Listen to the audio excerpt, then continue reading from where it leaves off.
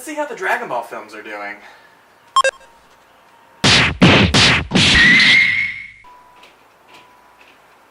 I should probably go back to games.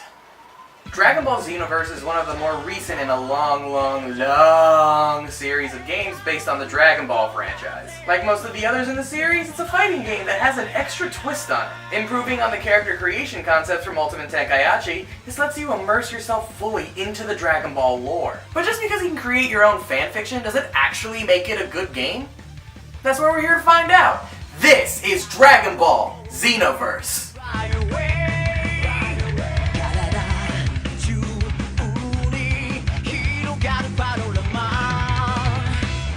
You are a Saiyan, not any of these other ones because, let's be honest, you just want to go Super Saiyan. After a group's messing with the history of the Dragon Ball universe, Trunks makes a wish on Shenron for the ultimate warrior to help him with the problem. Trunks and the Supreme Kai of Time use you to fix any anomaly in history, and the only way Dragon Ball knows how, by beating it into submission. Now, you guys get right with history, you hear? You eventually find out that the group is two demons by the name of Toa and Mira, wanting revenge for the death of Deborah. Things get more complicated when the demon god Demigra just appears. It is up to you to correct the distortions in history, beat Toa, Mira, and Demigra, and become the strongest fighter in the universe. When I say this game is made for fans, I mean it in every aspect. While almost every game just has you play through the Dragon Ball story that we know over and over and over again, this time you actually get your own create a character, following through a pretty original story. And that original story still has you going through the most famous moments of Dragon Ball. It's an interesting, almost fanfiction-like take on the story we all know. And honestly, that's why it's fun. Who doesn't want to insert themselves into the story? Who doesn't want to be trained by their fan-favorite characters? Who doesn't want to go Super Saiyan? It's all pure fan service on the highest degree, and it's awesome. But despite that, the actual story we follow is pretty dumb. Toa and Mira's characters honestly have a pretty interesting motivation. I find it really cool that their main drive isn't killing our main heroes, but rather Majin Buu for killing Deborah, who isn't even in the game. It's also shocking that with the power of time travel on their side, they decide to not actually stop the moment he dies at all. But it's not like that matters anyway, because after a random fight, we just get Demigra. The game then kicks Toa and Mira to the curb, and Demigra does exactly what Toa and Mira were doing the entire game. Why Demigra isn't the main villain from the start makes no sense to me. Toa and Mira have an entirely separate agenda from Demigra, to the point where Demigra actually helps you stop them. Story-wise, it's just a bit weak to waste a villain like that. And yes, I know that they're a major part of the sequel, but that doesn't mean they couldn't be cooler here. And since this isn't a straight retelling of the Dragon Ball story, the game kind of expects you to know everything happening. It focuses more on moments rather than an actual story, meaning that the character development that we love about our characters isn't as impactful because there was no build-up to it. Sometimes missions just go into a, hey, remember that this happened, and lets you finish the fight with your character, and that's the only difference. Since it is a time travel story like Sonic Generations, when original stuff starts to happen, I'm confused. When time changes, did I add myself to the story, or did I correct the time to being back to normal? The game never really specifies, just pats you on the back. If you don't put as much thought into it as I am right now, it's much more enjoyable.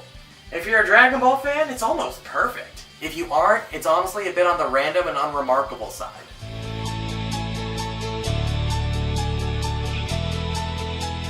One look at this game and everything just screams Dragon Ball. While every game has its own aesthetic, this one I feel captures it the closest. The game looks interesting, and the new animation is always fun to watch, no matter how rare it is in the game. Sound-wise, it mostly reuses the famous sounds that we've known from the series itself, which just immerses me into the world more.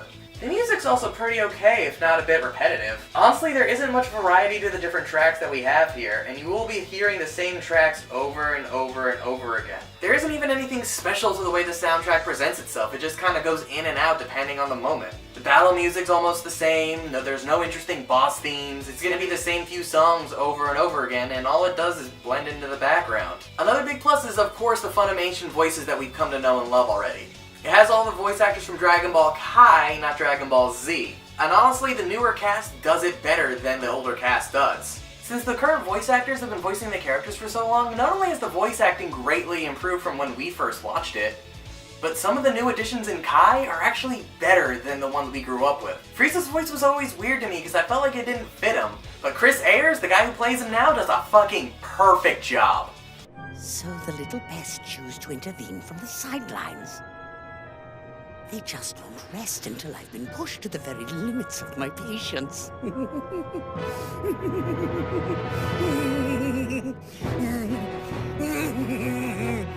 You meddling brats! I hope you all enjoy suffering the same fate as this planet! Graphically, it's far from one of the best looking games of this generation, but I'm not gonna say it looks awful. The presentation is exactly what I want it to be as a Dragon Ball game. If you let it, it can easily suck you into the world of the game. And isn't this escapism why we play video games? You know, other than hoping the gameplay's actually good?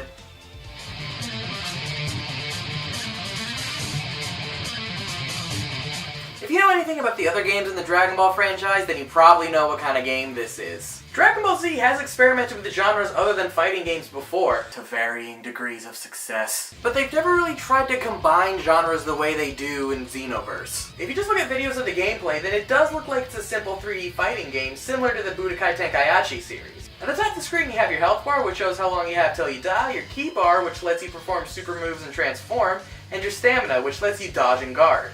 It's all about outmaneuvering and forcefully attacking your opponent. But don't let that fool you. You honestly can't tell how much it isn't a fighting game unless you're physically playing it. The game actually focuses more on being an action RPG. You start by creating your own character that's based on one of the races, and each race has its own special abilities for how you want to play because it's also an MMO. Sadly, you're probably not going to be getting a lot of those MMO features because the online is very dead with the sequel being out. The main mode you'll play are the time patrols. Every mission requires you to defeat the villain. When it comes to story missions, sadly there isn't really any variety. Whether it's kill one thing or kill many things, it's still the same thing. When you aren't doing story missions, there are side quests called parallel quests. Each one has hidden objectives for you to complete in order to get the true ultimate ending of that quest. But it still just boils down to punch punch kamehameha. But for the parallel quests, you can actually play as one of the characters you meet in the story.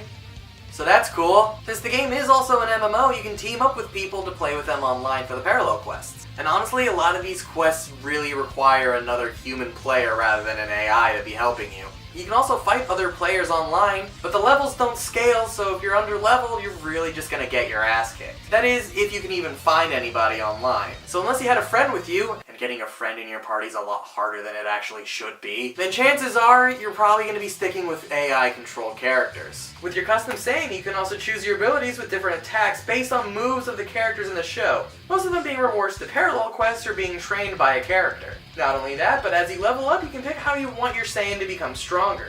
There are multiple stats that you can choose from to upgrade, so you can build your character to specialize to your own playstyle. You can even dress up with various outfits inspired by the show, which also mix up your stats. And this is where the game excels. If you do a mission and keep getting your ass kicked, you can just go back and do past missions to get stronger.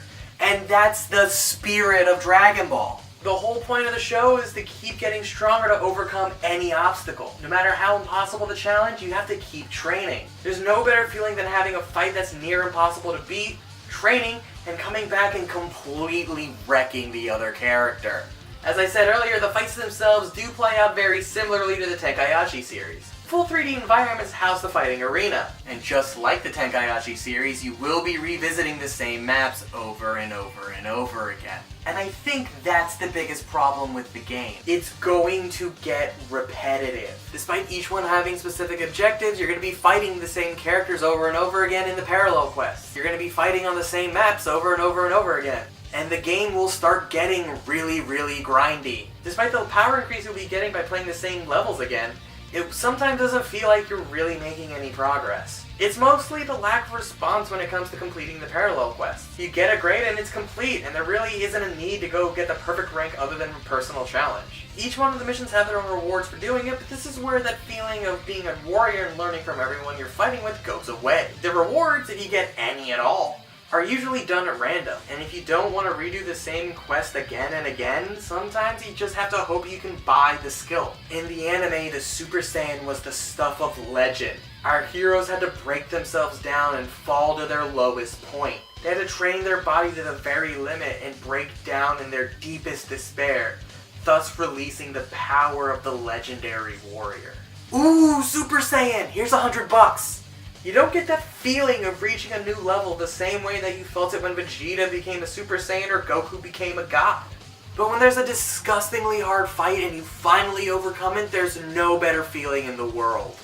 Also, for some of the missions, it is just damn near impossible. Like this one, you essentially have to fight every single hero in the Dragon Ball franchise entirely alone. It's aggravating and just damn near impossible. The only way to beat a level like this is a method I like to call the fuck off. First you go Super Saiyan, and second you spam your ultimate move until everyone's dead, because as a Super Saiyan you get unlimited ki. It isn't fun, it isn't rewarding, but it's what you gotta do to beat it. But when you are playing the game in a non-fuck-offy way, it's really fun, and one of the most funs I've had with a Dragon Ball game. Take the Grand Tour, Grand Tour. GT.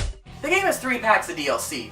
2 based on Dragon Ball GT, and 1 based on Resurrection F, which was the new movie when the game came out. All of them had extra playable characters, parallel quests, and for the GT packs, even more story missions. So warning ya, spoilers. The story takes place after the defeat of Demigra in the main game. Somehow, Demigra created wormholes that are messing with history, kidnapping the villains of Dragon Ball GT. It's up to you to stop the change in history and defeat the villains. And sadly, the story isn't nearly as exciting as it sounds. There aren't any real consequences, and even Trunks doesn't seem that worried. While it's fun to fight with and against characters from GT, there doesn't really feel like there's much weight or purpose to the story, which maybe you could say is an allegory for GT. The wormhole doesn't have much of a purpose because Demigra is already dead. They don't really do anything. They don't further his plan. The extra characters are a bit fun, but I honestly prefer playing as my own custom character, and it's not like you can use any of these guys for the main story. They also add a shit ton of parallel quests, but like I said earlier, they can be pretty grindy and can get boring if you keep doing it. The game also has a level cap, so if you try to do all the PQs, you're gonna hit that cap really soon. They also add multiple new moves and costumes for your character, but if you're like me, you're already very comfortable with the moveset that you already picked out for your character. Saying that these packs are worth it are more of how much of a Dragon Ball fan you are. I was having fun with it, but I can also acknowledge how pointless the packs are. They're a bit disappointing because the story and writing is nowhere near as good as the main game is. The extra parallel quests are nice, but the game also has more than enough to already get you through 26 hours. The new characters are fun, but unless you're doing a split-screen PvP match, chances are you're going to be sticking with how comfortable you are with your own custom character. And for $10 per pack, or $25 for all 3, I don't know if I can really recommend this to anybody who isn't a diehard fan.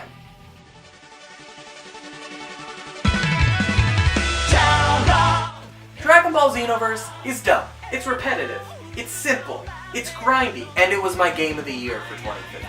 Despite everything negative that there is to say about this game, it does something that a lot of other video games just forget. Be fun! It's a game made by fans for fans. Every little part of the game is to make every fan of Dragon Ball Z feel like they did on the elementary school playground. There are so many references and jokes that just make it a perfect game for the fans. Even Takahata 101 does his Nappa voice as one of the custom voices. If that doesn't show you their commitment to the fans, nothing will. And yes, the game does have a lot of problems, but it's still fun. During one of Steam's sales, I managed to buy the game and all of its DLC for only about $20. If you're a Dragon Ball fan, buy this game immediately.